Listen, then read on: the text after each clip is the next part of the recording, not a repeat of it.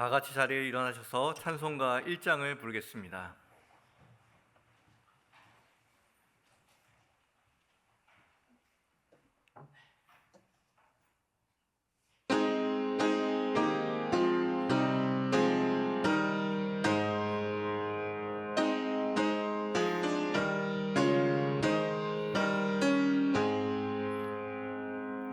만복의 근원 하나님,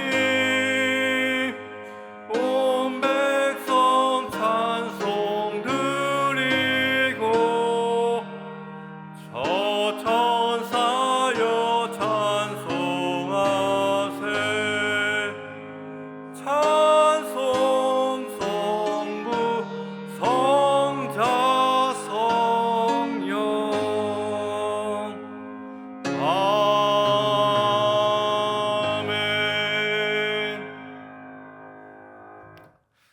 사랑과 은혜가 충만하신 하나님, 오늘도 주님의 은혜의 그늘 아래 우리를 이끌어 주시고 하나님의 말씀을 대할 수 있도록 인도하시니 감사합니다. 우리의 삶의 유일한 기쁨이 주님인 것을 다시 한번 고백합니다. 주님의 말씀이 우리의 삶을 소생시키심을 또한 다시 한번 고백합니다. 주님 앞에 더욱더 나아가는 우리 모두가 되게 하여 주시고 수요 기도에 통하여서 주님이 주시는 그 큰 은혜를 누리는 귀하고 복된 시간 될 수 있도록 인도하여 주옵소서. 모든 것 주님께 맡겨오며 우리 구주 예수 그리스도의 이름으로 기원하옵나이다. 아멘. 자리에 앉겠습니다. 찬송가 273장 함께 찬양하겠습니다.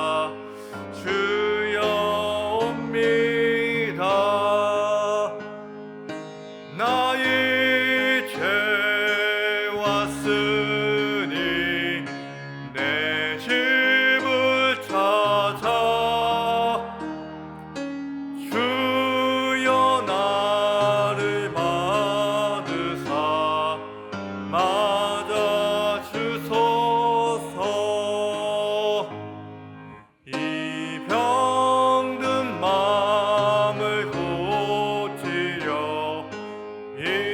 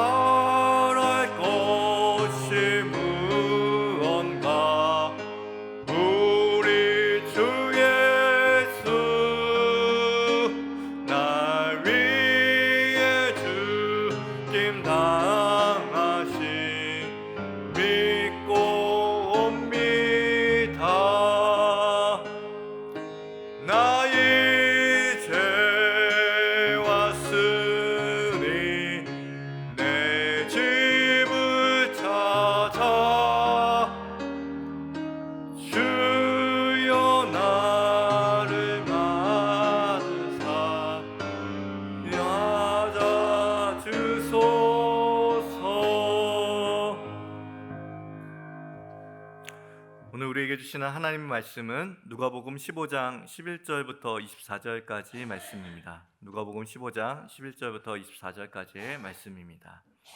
신약성경 121쪽에 있습니다. 하나님 말씀을 한 절씩 교독하여 읽겠습니다. 제가 먼저 11절 말씀 읽겠습니다. 또 이르시되 어떤 사람에게 두 아들이 있는데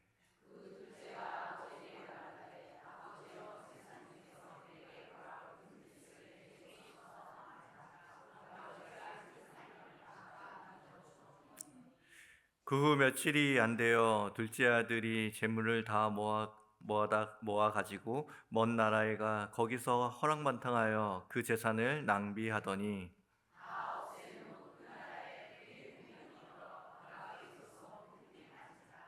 그가 그 나라 백성 중 한 사람에게 붙어 사니 그가 그를 들로 보내어 돼지를 치게 하였는데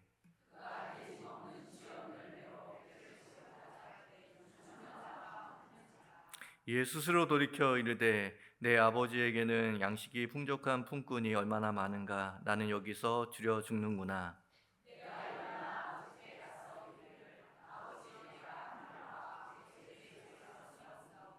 지금부터는 아버지의 아들이라 일컬음을 감당하지 못하겠나이다. 나를 품꾼의 하나로 보소서 하리라 하고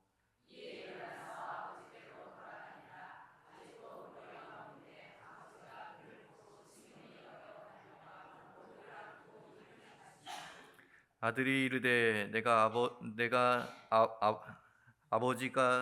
아버지 내가 하늘과 아버지께 죄를 지었사오니 지금부터는 아버지의 아들이라 일컬음을 감당하지 못하겠나이다 하나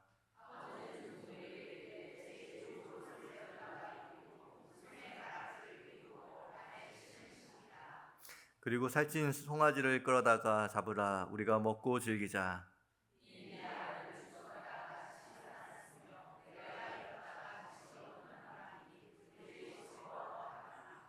아멘. 여러분 자린고비라는 말을 잘 아시죠? 예. 인색하고 구두쇠 같은 사람을 이야기할 때 자린고비라는 이야기를 씁니다. 대중적으로 잘 알려져 있는 자린고비의 유래가 이렇게 되죠. 한 마을에 아버지와 아들 단란한 가정이 살고 있었는데 아버지가 매우 짠돌이입니다. 그래서 이런 구두쇠여서 이제 밥을 먹을 때마다 저 벽에다가 굴비를 걸어놓고 굴비 한번 보고 밥 한번 먹고 굴비 한번 보고 밥 한번 먹고 그랬다는 이야기로 자린고비의 이야기가 전해져 내려옵니다. 그런데 하루는 그 아들이 너무 먹고 싶어서 두 번 쳐다보니까 아버지가 뭐라고 그랬는지 여러분 아시죠? 얘야 넌 짜지도 않냐 이거를 두 번씩이나 보고 먹냐라고 얘기했다고 합니다. 우리가 잘 알고 있는 자린고비의 대중적으로 알려져 있는 유래이죠. 그런데 또 하나의 유래가 있습니다. 이 조선에 이 조륵이라는 선비 한 명이 있었는데 아주 평소에 돈이나 곡식이나 정말 알뜰살뜰하게 잘 모으는 사람이었다고 합니다. 집안 사람들이 보기에는 그가 너무 알뜰살뜰하게 잘 모아서 그가 구두쇠가 아닌가라는 생각을 많이 했다고 하는데요. 조선에 큰 기근이 들었을 때 이 조륵이라는 사람이 자신의 곳간에 있는 모든 곡식들과 돈을 다 팔아서 자기 집부터 근방에 있는 만 가정의 식사와 식량들을 다 데워줬다라는 이야기가 있었습니다. 그 사람이 얼마나 감사한지 그가 죽은 후에 마을 사람들이 비석을 세웠는데요. 그 비석의 이름이 자은고비라는 비석을 세웠습니다. 어버이같이 인자한 사람을 위한 비석이라는 뜻이죠. 사람들은 그가 행동하기 전까지, 그를 자세히 보기 전까지는 자린고비처럼 짜디 짜고 그리고 인색하고 계산하기 좋아하는 사람으로 보았지만 기근의 때에 경험했던 그 사람의 조륵이라는 사람은 자은고비, 어버이같이 인자한 사람이라는 칭호를 받았다고 합니다. 아직도 충주에 가면 충주에 자은고비라고 쓰여 있는 비석을 발견할 수 있다고 합니다. 여러분도 한번 기회가 되시면 한번 보시면 좋을 것 같습니다. 1세기의 유대인들은 하나님을 어떻게 생각했는지 보여주는 것이 이 바리새인들의 삶의 태도에서 잘 보여집니다. 하나님은 철저하게 계산적인 분이시다. 율법을 통하여서 어기면 벌을 주시고 그리고 지키면 복을 주신다. 그리고 알뜰살뜰하게 하나님은 하나씩 사람들의 행동 하나하나를 측정하시기 때문에 예배와 제사의 순간뿐만 아니라 일상생활에서조차도 하나씩 체크해 가시면서 우리에게 복을 주시기도 하시고 우리에게 또 벌을 내리시기도 하신다라는 생각에 사로잡혀 있었습니다. 그런데 오늘 예수님께서는 그런 하나님 아버지의 이미지를 깨트리는 비유를 하십니다. 하나님께서 우리를 어떻게 사랑하시는지, 그리고 그 사랑이 얼마나 무모해 보이는지, 그 사랑이 얼마나 허랑방탕해 보이는지를 우리에게 보여주는 것이죠. 오늘 본문은 우리가 잘 알고 있는 탕자의 비유로 쉽게 설교되고 또 많이 들었던 본문입니다. 하지만 오늘 본문을 보면 탕자가 주인공이 아니죠. 오히려 그렇게 밀 빠진 독에다가 하나님의 사랑과 은혜를 부어내시는 탕부 하나님에 대한 이야기를 우리에게 보여주는 것입니다. 그렇게 쏟아붓기만 하면 다 허렁방탕하게 다 써버리고 그리고 그 아버지에게 커다란 수치와 죄를 안겨주는데도 불구하고 그 사랑을 멈출 줄 모르시고 계속 기다리시고 용납하시고 회복하시는, 쏟아붓고 모든 것을 방탕하게 그 사랑을 소비하고 계시는 탕부 하나님을 우리에게 보여주고 있는 것이죠. 오늘 누가복음 15장의 말씀을 통하여서 우리를 위해 사랑을 탕진하고 계시는 탕부 하나님을 우리 모두가 만나기를 주님의 이름으로 기원드립니다. 첫 번째, 우리가 탕부 하나님을 만나기 위해서는 우리의 비참한 현실을 즉시하고 깨달아야 합니다. 오늘 이야기를 잠깐 살펴볼까요? 어떤 사람에게 두 아들이 있었습니다. 그 두 아들 중에 둘째 아들이 아버지에게 재산을 나누어 달라라고 이야기합니다. 오늘 본문 12절 말씀 같이 읽겠습니다.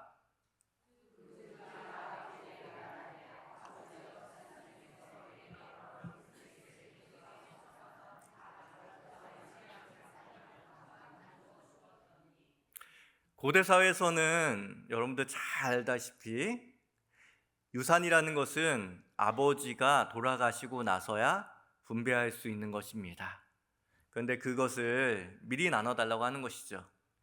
지금도 자녀들 가운데 부모님 재산을 좀 나눠주십시오 라고 얘기할 때에 괘씸하게 생각하시는 분들 계시죠. 그런데 그 고대에는 이건 괘씸죄가 아니라 거의 가문의 수치이고 막대 먹은 아들이며 그리고 죽음으로 자신의 말을 감당해야 될 상황입니다. 그럼에도 불구하고 그 아버지는 그때 고대 사회에 있었던 아버지의 모습과 달리 이 요구에 대해서 수락하는 것처럼 보입니다.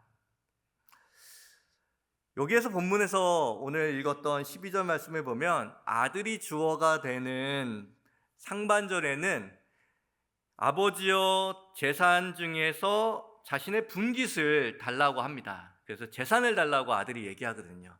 근데 하반절에 아버지가 주어가 되는 내용에서는 살림을 주었다라고 이야기합니다. 그래서 전반부에서는 재산을 달라고 하고 아버지의 대답은 살림을 주었다라고 이야기하는 것이죠.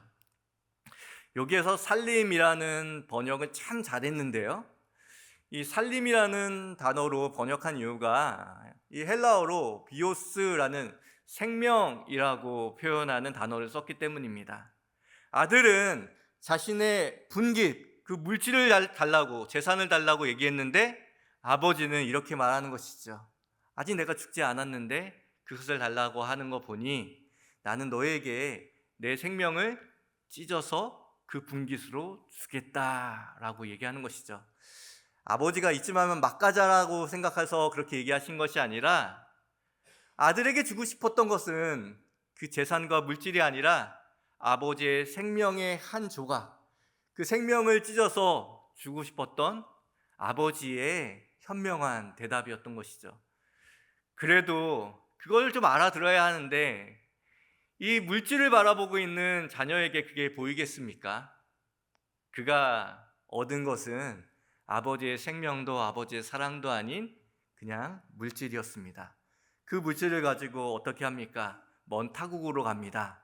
그 타국에서 그는 그는 집을 떠난 것처럼 보이지만 실제로 보면 아버지를 떠난 것입니다. 그리고 자기 마음대로 허랑방탕하게 쓴 것처럼 보이지만 그는 자신의 마음대로가 아버지의 마음대로가 아닌 자신의 삶을 살기를 결정했던 사람이죠. 그리고 모든 것을 다 탕진한 후에 기가 막히게 그 타이밍에 기근이 듭니다. 기근이 들면서 그를 발견한 곳이 어디입니까? 돼지우리입니다. 이 말씀에 이 아버지와 아들, 그들이 유대인이었는지는 명확하게 기록되어 있지는 않지만 이 이야기 속에서 듣고 있는 사람은 바리새인들이고 유대인들이었습니다. 그 말이 의미하는 바가 어떤 것인지 아는 것이죠.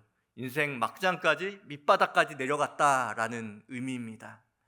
유대인들은 돼지고기를 먹지 않죠. 그것이 부정하기 때문입니다. 율법에 의하면 그것이 부정한 짐승이기 때문에 그들은 절대로 그 고기를 먹지도 않고 키우지도 않습니다. 그런데 그 먼 타국에 그 나라 사람 밑에 들어가서 이 돼지우리에 있다라는 것, 그 이야기만 들어도 이 이야기를 듣고 있는 많은 사람들은 이런 마음이 들었겠죠. 돼지우리에 있단 말이야? 돼지우리에 있단 말이야? 라고 하면서 그의 인생이 얼마나 나락으로 떨어졌는지, 얼마나 어려움 가운데 있는지를 보여주는 것이죠. 성경이 우리에게 주는 유익, 율법이 우리에게 주는 유익 중에 하나는 그 율법이 가르치고 우리에게 보여주는 그 장소에 가면 우리가 얼마나 비참한 인생이고 얼마나 큰 죄인인지를 보여주는 것이죠. 율법이 우리를 심히 죄인되게 하는 것이 율법의 기능의 첫 번째 기능입니다. 그냥 돼지우리라는 비천한 삶뿐만 아니라 율법에 의하면 그곳이 어떤 부정한 곳인지, 불의한 곳인지, 거룩하지 못한 곳인지, 죄로 가득한 곳인지를 우리에게 명확하게 보여주기 때문인 것이죠. 그의 현재의 상태가 불의와 죄로 가득 차 있다라는 것을 예수님께서는 돼지우리를 통하여서 보여주는 것입니다. 그런데 그런 돼지우리는 그냥 삶을 못 살아가고 죄악 가운데 살아갔던 몇몇 사람들만 그런 인생의 나락과 밑바닥에 처하는 걸까요? 아닙니다. 우리가 잘 살아가고 있다고 생각하고 괜찮다고 생각하는 그 삶도 율법이라는 기준을 가지고 비춰보면 돼지우리가 아닌 곳이 하나도 없어요. 이만하면 남부럽지 않은 인생이라고 생각하는, 그리고 도덕적으로도 흠이 없다고 생각하는, 법 없이도 살아갈 거라고 생각하는 그 삶에도 말씀이 다가서면 그곳이 어떤 곳인지를 실체를 드러냅니다. 그곳은 돼지우리입니다. 불의와 죄가 가득 찬 돼지우리라는 것이죠. 내가 그 돼지우리 안에 놓여 있고, 아니 그 돼지우리가 나라는 사실을 깨닫는 것이 얼마나 어려운지 모르겠습니다. 사람들은 다른 사람은 많이 보고 다른 현상은 너무나도 잘 관찰하면서 자기 자신은 보지 못하는 경우가 꽤 많습니다. 우리가 사물을 뭐로 보죠? 눈으로 보죠. 근데 그 눈이 한 번도 실제로 보지 못한 존재가 있다면 나 자신입니다. 거울을 통해서 보지만 나 자신을 내 눈으로 직접 보는 경우는 없습니다. 못 보는 것뿐만 아니라 보기 싫은 것이겠죠. 가끔 야유회나 교회 모임에 가면 사진을 찍을 때가 있잖아요. 그러면 꼭 이렇게 말씀하시는 분이 있어요. 우리 단체 사진 찍은 거 내 허락 없이 단톡방에 올리면 알아서 해 라고 말씀하시는 분이 있죠. 왜 그렇습니까? 내가 잘못 나왔을까 봐. 다른 사람 잘못 나온 거는 그냥 올려요. 자기 잘못 나온 거는 도저히 용납을 못 하겠는 거예요. 이게 그냥 단순히 내가 예뻐 보이기 위해서가 아니라 다른 사람들 보면은 뭐라고 막 그러면 아이 잘만 나왔건만 평소보다 훨씬 나아 라고 얘기하시지만 내가 내 모습을 봤을 때 조금이라도 나아 보고 싶은 거예요. 내 모습 그대로, 액면가 그대로 필터 안 사용하고 보여주는 모습은 용납할 수가 없어요. 그런데 내 모습이 그냥 사회적으로 비춰지는, 관계적으로 비춰지는 모습이 아니라 진짜 내 모습, 추악하고 음란하고 욕심이 많고 이 더러운 내 모습을 보는 게 쉬울까요? 그 사진 한 장 보는 것도 어려운데 쉬울까요? 쉽지 않습니다. 그걸 피하기 위해서 열심히 일도 해보고 열심히 봉사도 해보고 열심히 예배를 드리지만 그 예배를 드리는 이유는 자신의 모습을 안 보기 위함이지 자신의 모습을 하나님과 말씀 앞에 조명하여 보고 싶어하는 마음은 눈꼽만큼도 없다는 것이죠.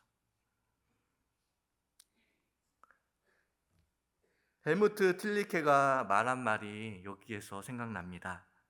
우리가 우리 자신보다 두려워하는 것이 또 있을까요? 여러분의 본 모습, 본질적인 모습보다 두려워하는 것이 있을까요? 괴물이 무서운 게 아니라, 귀신이 무서운 게 아니라, 고난이 무서운 게 아니라 내 스스로가 얼마나 추악한 사람인지를, 내가 있는 곳이 돼지우리고 나 자신이 돼지우리라는 것을 인정하는 것, 바라보는 것, 그것이 너무나도 어렵다는 것입니다. 여러분, 세상의 끝이 어디라고 생각하십니까? 세상은 물리적으로 내가 도달하기 어려운 먼 곳이라고 생각하기 쉽지만 나에게서 가장 멀고 내가 가장 모르고 내가 가장 만나고 싶지 않은 것은 나 자신입니다. 세상의 끝은 나 자신인 것이죠. 정말 그곳을 향하여서 전력 질주하고 끊임없이 걸어가지 않으면 만날 수 없는 곳, 그것은 나 자신이라는 것입니다. 내가 엊그저께 사람들의 험담을 했기 때문에 난 나쁜 사람이야, 난 죄악된 사람이야, 그것만 없으면 괜찮은 사람이야, 그렇게 생각할 수 있지만 우리의 삶에 있을 때에 우리의 삶에 있어서 가장 중요한 것 중에 하나는 내가 어떤 사람인지를 알게끔 하는 그 돌아봄이 가장 중요하다라고 말씀하고 있는 것이죠. 여러분은 여러분의 삶을, 여러분 자신을 정확하게 본 때가 언제이십니까? 그런 순간이 있으신가요? 제가 중학교 3학년 때 예수님을 깊게 만나고 나니 내가 이전에 지었던 모든 죄들이 생각이 나는 거예요. 그래서 하나씩 다 고백을 했습니다. 고백을 하고 나니까 속이 시원한 거예요. 이제 됐겠거니 생각했는데 하나님의 은혜가 더욱더 크게 부어지니 그게 문제가 아니라 덕지덕지 붙어있는 죄의 그 모양들을 회개하는 게 문제가 아니라 내 자신이 잿덩어리라는 것을 알게 됐어요. 얼마나 떼굴떼굴 굴렀는지 모르겠습니다. 중학교 3학년 때 기도도 그렇게 못했는데 하루 종일 밤새도록 기도하면서 회개했던 것이 기억이 납니다. 근데 그것도 제 모습에 끝까지는 가보지 않은 것 같습니다. 여전히 죄 가운데 있고 여전히 죄의 본질이 내 삶을 가득 채우고 있다는 사실들을 볼 때마다 저도 저를 돌아보는 것이, 저를 만나는 것이 두렵습니다. 그 두려움의 장소에서 이곳이 죄악으로 가득하다라는 것을 깨달을 때만이 우리가 주님 앞에 돌아갈 수 있는 시작점이 되는 것이죠. 사도 바울은 자신의 실존과 죄인으로서의 모습을 직면하면서 이렇게 고백합니다. 로마서 7장 24절과 디모데전서 1장 15절 말씀을 같이 읽어보겠습니다.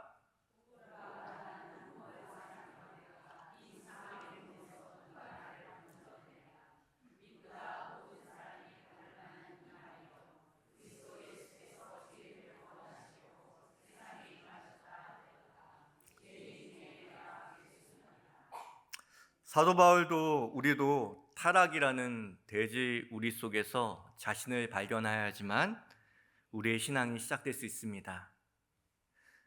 유명한 파스칼이라는 사람이 팡세에 이렇게 글을 씁니다.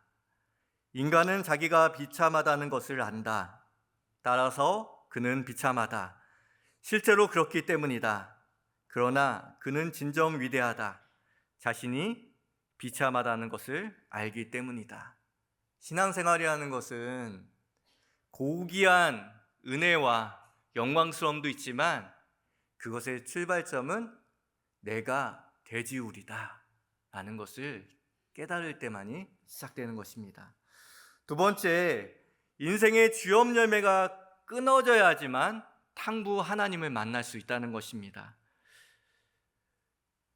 이 둘째 아들이 마주한 기근도 기구하고 그리고 돼지우리에 있는 것들 너무 기구한 일이지만 정말 더 큰 문제는 그가 그곳에 여전히 머물 수밖에 없는 이유가 그가 의존하고 그의 허기를 채우고 있는 주업 열매라는 사실입니다. 16절 말씀 같이 읽겠습니다.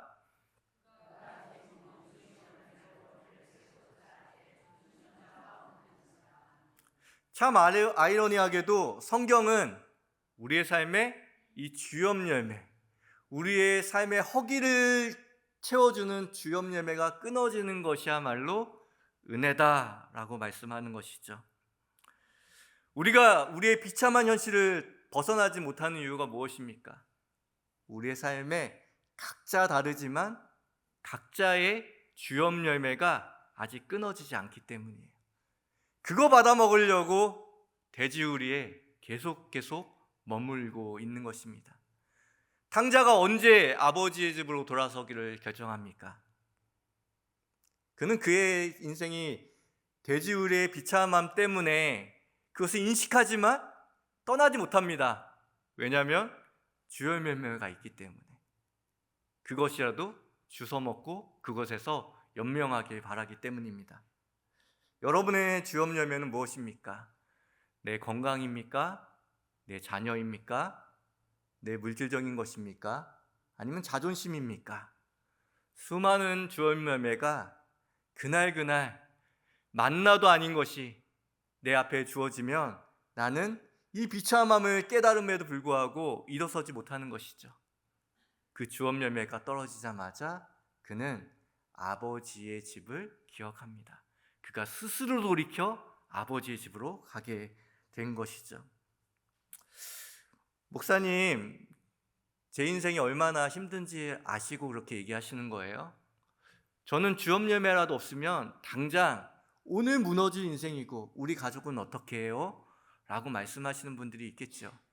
세상이 이렇게 척박한 기근 가운데 있는데, 그리고 내 삶은 깨끗하지도 않은데, 그리고 내 삶에 허기를 채워주는 것이라고는 그 주업 열매밖에 없는데 목사님 너무하신 거 아닙니까? 라고 말씀하시는 분이 계시겠죠. 근데 그렇게 생각하는 게 잘못입니다. 주업 열매 몇 알을 잡고 아버지의 집을 가지 못한다면, 그 품꾼조차도 풍성한 양식이 있다라는 것을 그 스스로도 알고 있음에도 불구하고 그 고장 몇 개 안 되는 그 주염 열매를 붙잡고 여기에 머물고 있다면 마땅히 끊어져야죠. 만약 그 주염 열매가 우리의 기도 제목을 침투해서 나의 간구의 제목에 들어와 있다고 하면 이루어지지 않는 것이 은혜입니다. 이루어지는 것이 저주입니다. 그곳에 계속 머물게 될 것이기 때문에 우리가 하나님 앞으로 돌아가는 것, 내가 이것만 붙잡고 그 죄악된 순간 가운데서 나오지 못하는 그 무언가, 그 주염 열매를 놓으라 우리 주님께서 말씀하고 있는 것이죠. 여러분의 주염 열매는 무엇입니까? 여러분들이 그 죄 가운데 계속 머물게 하고 그 욕망의 허기를 채우게 하는 주염 열매가 무엇입니까? 주님은 묻습니다. 그것이 끊어져야지만 자리를 털고 일어나 아버지의 집, 품꾼조차도 풍성한 양식으로 배불리 먹는 그 풍성함으로 이끌어갈 수 있는 것이죠. 우리 중에서는 그리스도의 그 풍성함에 초대받음에도 불구하고 여전히 주염 열매로 끼니를, 오늘 하루의 응답을 그것과 바꾸는 사람들이 있습니다. 저도 그렇고 여러분도 그렇습니다. 그것이 끊어지지 않는 이상 우리는 그 죄악된 그 돼지우리에 계속 머물게 될 것입니다. 비참함을 알면서도 불구하고 그곳으로 계속 돌아오게 될 것입니다. 주님은 그것을 끊어내시는 것이죠. 17절 말씀 같이 읽겠습니다.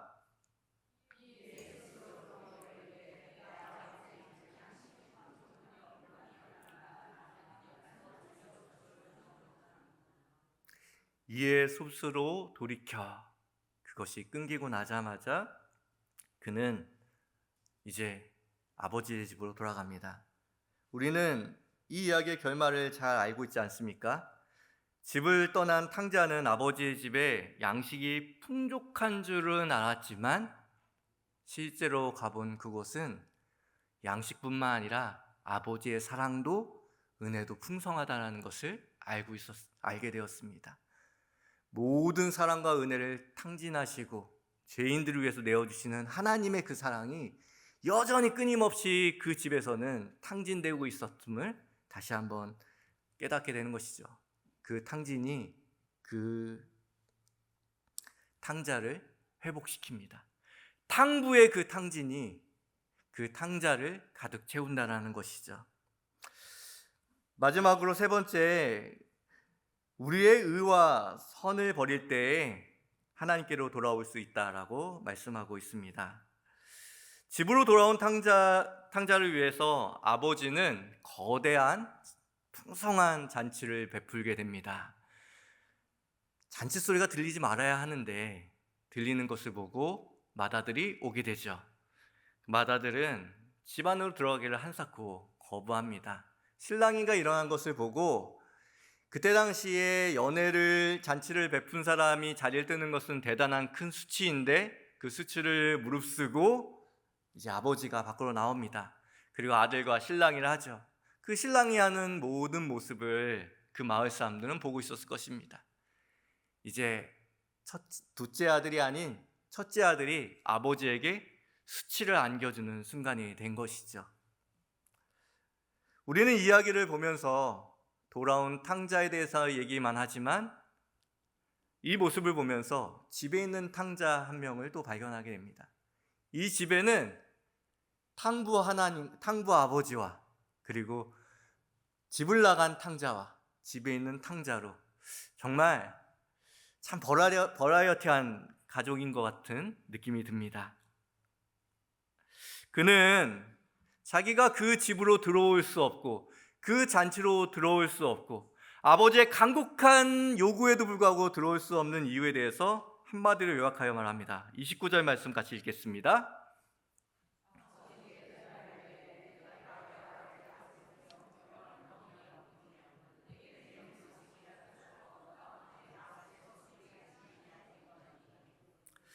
참 놀라운 것은 그가 아버지가 베푼 회복과 구원의 잔치에 들어갈 수 없는 이유가 자기의 선함과 아버지의 명을 여태까지 한 번도 어기지 않았던 자기의 의 때문에 들어가기를 거절하고 있다는 사실이죠. 아버지의 잔치에 동참하지 못하는 그 이유가 그 첫째 아들의 악이 아니라 그 첫째 아들의 의로움이라는 사실입니다. 예수님은 날카롭게 바리새인들과 하나님 사이를 막는 주된 장벽이 그들의 죄가 아니라 그들의 저주받을 선행이라는 이야기를 우리에게 해주는 것입니다. 여러분에게는 형과 같은 모습이 없으신가요?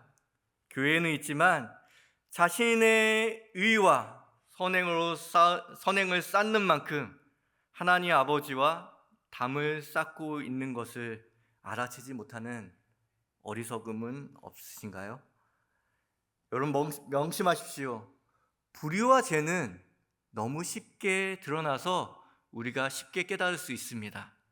그러나 내가 자신의 의와 선행으로 한 일들은 이것이 나와 하나님을 막을 것이라고는 꿈에도 생각하지 못한다는 것이죠.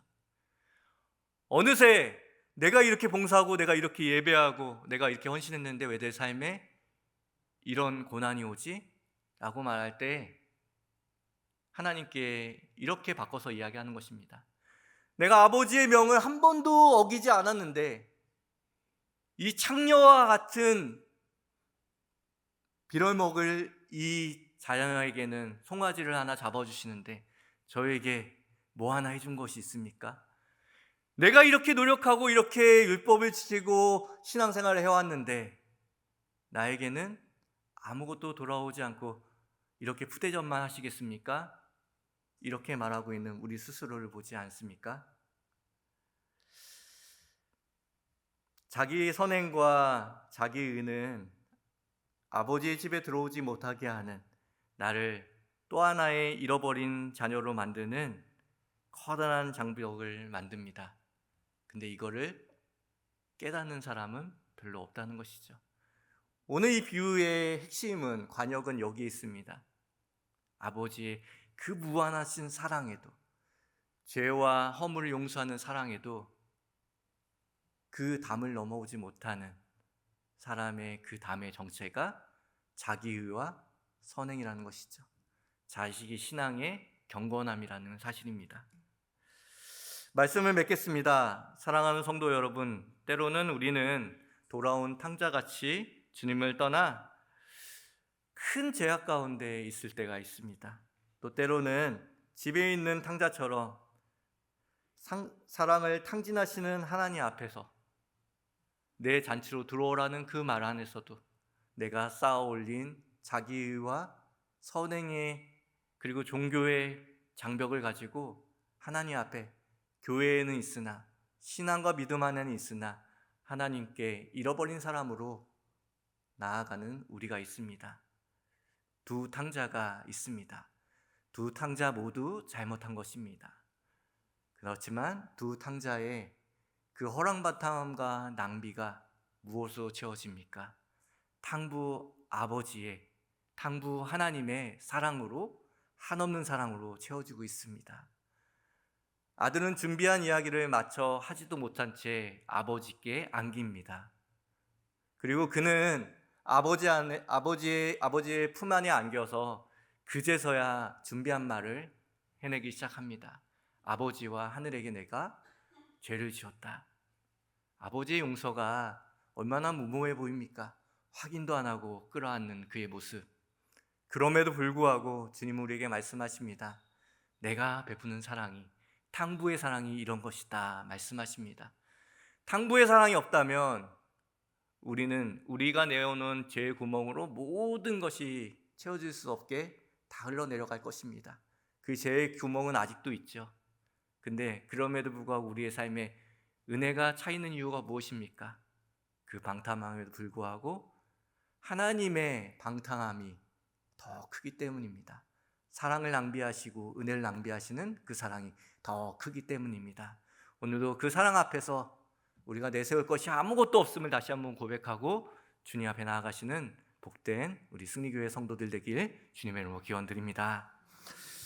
우리 함께 들은 말씀을 기억하면서 기도하겠습니다. 하나님 앞에서 내가 죄인임을 깨닫게 하여 주시옵소서. 또한 나와 하나님 사이를 가로막는 삶의 주염열매, 자기의 선행을 버리고 아버지의 사랑의 품에 내 안기게 하여 주옵소서. 함께 기도하기 원합니다. 함께 기도하시겠습니다. 하나님 아버지, 오늘도 하나님의 말씀 가운데 우리가 그 탕자임을 다시 한번 고백합니다. 밖으로 나간 탕자이고 이곳에 있는 탕자임을 다시 한번 고백합니다. 아버지 하나님, 아버지 앞에서 내가 얼마나 커다란 죄인인지를 더욱더 발견하는 시간 되게 하여 주시고, 그 사랑의 농도만큼 아버지 하나님, 우리가 우리의 삶을 채우고 있는 하나님의 그 사랑이 너무나도 크다는 것을 우리가 깨닫게 하여 주시고 인도하여 주옵소서. 아버지 하나님, 주염열매와 자기의 의와 선행을 버리고 아버지의 품에 안길 수 있도록 도와주시고, 오늘도 그 탕자를 품에 안는 탕구 하나님을 만날 수 있는 귀하고 복된 우리 모두가 될 수 있도록 인도하여 주옵소서.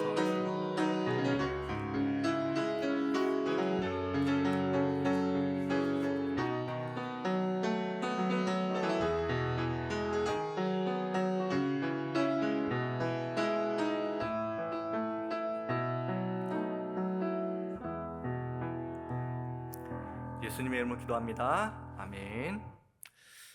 광고하겠습니다. 이번 주일은 성찬식으로 예배가 진행됩니다. 그리스도의 몸에 참여하는 경건한 마음을 가지고 우리가 함께 참여하셨으면 좋겠습니다. 그리고 3시 30분에 주일 3시 30분에는 임직 예식이 있습니다. 함께 오셔서 교회 일꾼들을 세우는 일들 가운데 축하해 주시고 기도해 주셨으면 좋겠습니다. 그리고 오늘 예배가 마친 후에 여전도의 원래로 모입니다. 나머지 자세한 광고는 주보를 참고해 주시기 바랍니다. 축도하겠습니다. 지금은 우리 구주 예수 그리스도의 은혜와 하나님 아버지의 만극하신 사랑하심과 성령님의 교통하심이 오늘도 탕자 같은 우리의 인생 가운데 하나님의 만극하신 사랑을 부어주시는 그 사랑을 깨달음으로 아버지의 품에 안기는 귀한 우리들의 성도들 머리머리 위에, 그들의 가정과 직장과 삶의 터전 위에 주님의 피값으로 세우신 승리교회와 세계 열방 가운데 이제로부터 영원까지 함께 하시기를 간절히 축원하옵나이다.